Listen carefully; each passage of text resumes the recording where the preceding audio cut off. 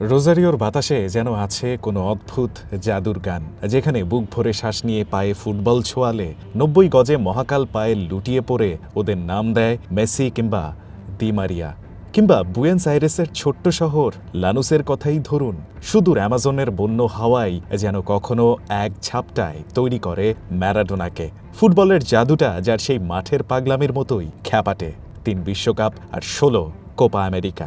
লাতিন আমেরিকার দেশটাকে বানিয়েছে ফুটবল রয়্যালটি। কিন্তু দেশটার ঝা চকচকে ফুটবলের সেই আলো ঝলকানির নিচে নিকষ অন্ধকারে বাস করে এক অপ্রিয় সত্য, যার নাম বর্ণবাদ বা রেসিজম। কদিন আগে ইউএফা চ্যাম্পিয়ন্স লিগে রিয়াল মাদ্রিদের বিপক্ষে বেনফিকার ম্যাচে তখন টানটান উত্তেজনা। মাঠে আগুনে ফর্মে থাকা ভিনিসিয়াসকে থামাতে না পেরে একটা সময় তার গায়ের কালো রঙকে ইঙ্গিত করে বানর বলে বসেন বেনফিকার আর্জেন্টাইন ফুটবলার প্রেস্তিয়ান্নি। না, শুধু এই একটাই না, বরং আর্জেন্টাইনদের ঘিরে বর্ণবাদের অভিযোগের এটা কেবল সাম্প্রতিক ঘটনা মাত্র। আলবি সেলেস্তেদের গর্বে ঝরা আনন্দাশ্রুর সবশেষ কাতার বিশ্বকাপ জয়েই ফেরা যাক। বিশ্বজয়ের অহংকার তখন পেয়ে বসেছে মেসি বাহিনীকে। অর্জনের বিনয় নয়, বরং বিজেতার দম্ভেই যেন হঠাৎ এমি মার্তিনেজ লকার রুমে জয় উদযাপনের গানে ফরাসি মহাতারকা এমবাপেকে মৃত ঘোষণা করে দিলেন। খালি চোখে এ ঘটনাকে ফ্যানরা শুধুই জয়ের উল্লাস বলে উড়িয়ে দিতে চাইলেও ২ বছর পর কোপা আমেরিকা জিতে পোস্ট ম্যাচ সেলিব্রেশনেও যখন ফ্রান্স দলের আফ্রিকান বংশোদ্ভূত ফুটবলারদের নিয়ে বর্ণবাদী স্লোগান তোলে আকাশী নীলরা, এনজোর পোস্ট করা সেই ভিডিওতে পরিষ্কার হয়ে যায় এমবাপেকে ঘিরে কাতার বিশ্বকাপ জয়ের পর করা সেই গান নিছক সেলিব্রেশন না, বরং বর্ণবাদীই ছিল। গেল বছর ক্লাব ওয়ার্ল্ড কাপে রিয়ালের ডিফেন্ডার রুডিগারকে বর্ণবাদী মন্তব্য করে ফিফার তদন্তের মুখে পড়েছিলেন মেক্সিকোর ক্লাব পাচুকার আর্জেন্টাইন ফুটবলার গুস্তাভো ক্যাব্রাল। পরে ক্যাব্রাল আত্মসমর্থনে তার করা মন্তব্যকে আর্জেন্টিনার কমন ইনসাল্ট বলে গা বাঁচানোর চেষ্টা করেন। এ তো গেল আর্জেন্টিনার ফুটবলারদের রেসিজমের উদাহরণ। ২০২৪ সালে প্যারিস অলিম্পিকে আর্জেন্টিনার বিপক্ষে ম্যাচের পর মরক্কান ফুটবলার হাকিমির সোশ্যাল মিডিয়াতে হাজার হাজার আকাশী নীল ফ্যানরা ঝাঁপিয়ে পড়ে ইসলাম বিদ্বেষী এবং বর্ণবাদী মন্তব্য করে। এখানেই শেষ না, গেল বছর বিশ্বকাপ কোয়ালিফায়ারে কলম্বিয়ার বিপক্ষে ম্যাচের পর আর্জেন্টাইন ফ্যানদের বর্ণবাদী স্লোগানের জন্য ফিফা দেশটাকে প্রায় $১.৫ লাখ জরিমানা করে। বর্ণবাদের অভিযোগ এড়াতে পারবে না তাই দেশটার দর্শকও।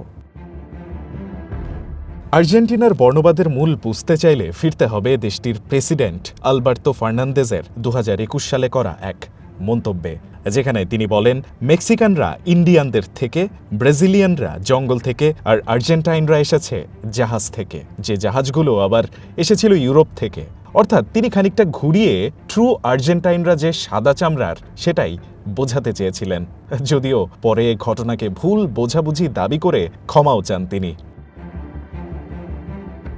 ২০২৪ সালে কোপা আমেরিকা জয়ের পর সেলিব্রেশনে আফ্রিকান বংশোদ্ভূত ফ্রান্স দলের ফুটবলারদের নিয়ে করা বর্ণবাদী স্লোগানের পর এনজো ফার্নান্দেজ ক্ষমা চাইলেও ফুটবল জাদুকর মেসি ছিলেন এ ঘটনায় একেবারে চুপ।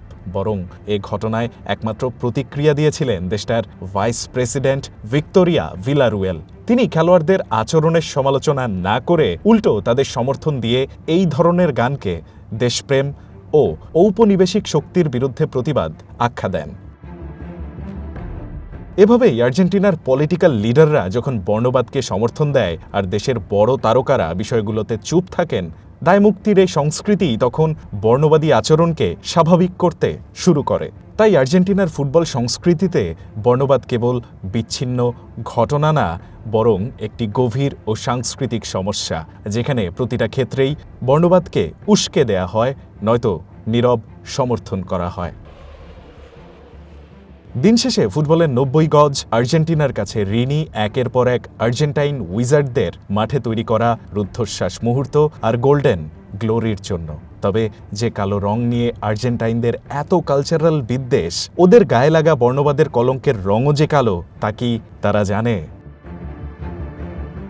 Ryan Ahmed, one sports desk.